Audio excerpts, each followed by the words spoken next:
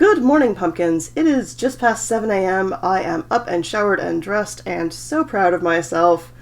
Been working a lot lately, so I'm just knackered after work, which is why I haven't been filming. But I really did want to get this video out. If you're new here, welcome. My name is Caroline Ironwell. I am a professional tarot consultant and certified coach practitioner.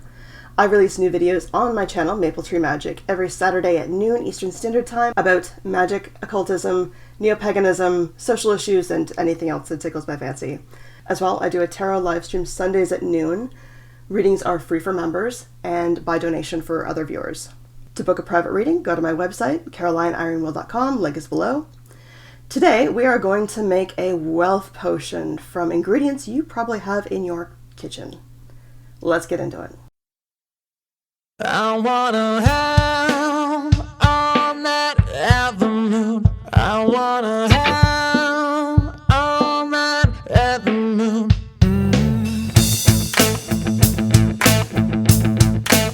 Come on.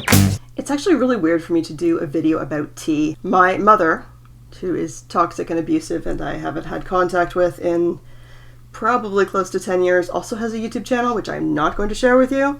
And she does this video about tea where she is like clearly high out of her gourd and talking nonsense. And I'd like to hope that I'm a little bit more articulate and coherent and not high out of my gourd. But tea is an important part of my life. Making tea is an important art, and I will make a video at some point on how to make a proper pot of tea. But today I am going to get into a little bit of the history of tea because it is important for our ritual today.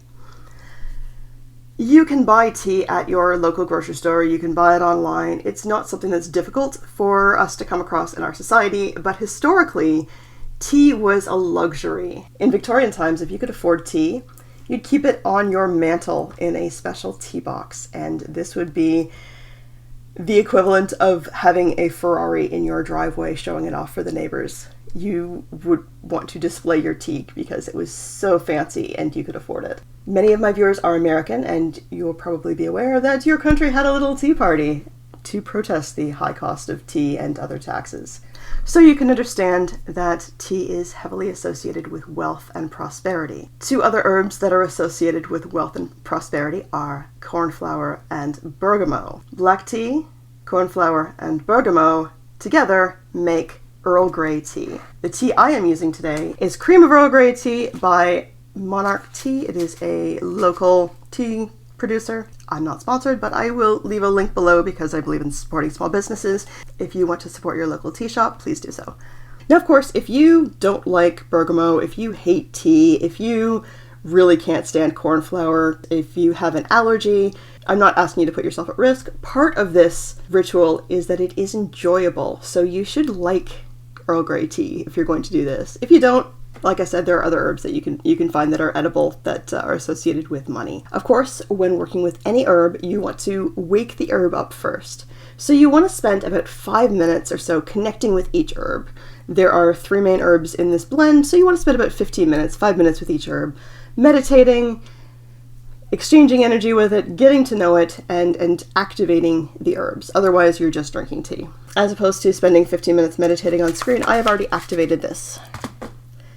Making a proper cup of tea is an important ritual, and I will go through the process at some point of making a proper cup of tea.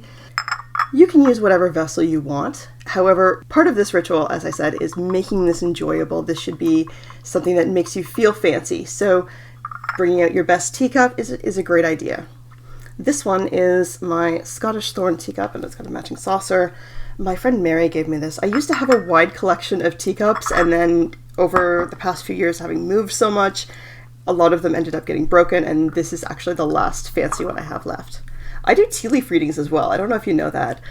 Tea leaf readings aren't something that I can do distance. It is something that I have to do in person, and of course I'm using somebody's cup that they've drunk out of, so with the beer bug that we've all been facing for the past 2 years, I haven't really been doing tea leaf readings, but as things are starting to open up, I may start doing tea leaf readings again. So I have a teapot, and I'm going to pour my tea.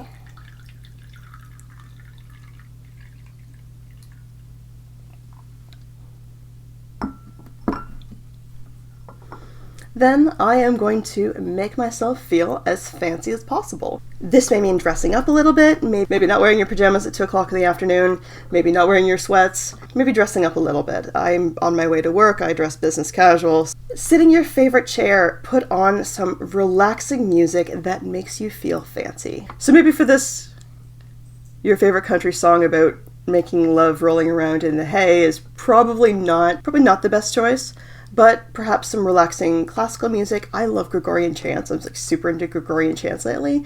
Something that's going to be relaxing and fun. One thing I suggest is lighting a candle and enjoying the tea while you meditate on the flame. You can anoint your candle with some prosperity oil. There are many different prosperity oils.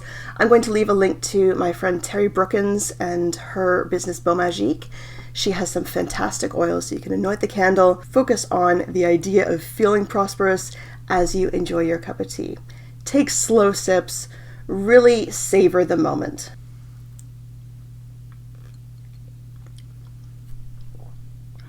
This is really good.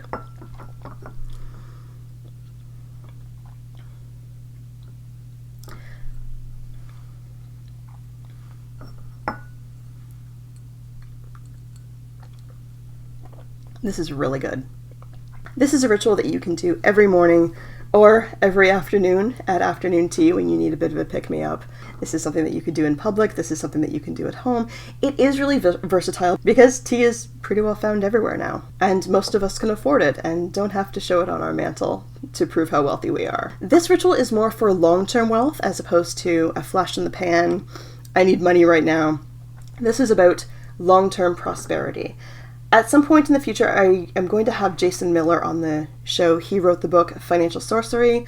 I did show that book when I made my sigil for the new job, which I now have. So I will leave a link to Financial Sorcery below as well. If you enjoyed this video, please do give me a thumbs up. It really does help with the algorithm. If you would like more videos on some practical magic that you can do at home, as well as information on the occult, magic, neo-paganism, social issues, anything that tickles my fancy, please do subscribe. That, again, does very much help with the algorithm, and I would appreciate it so much if you would subscribe. And hit the notification bell so you don't miss a single video.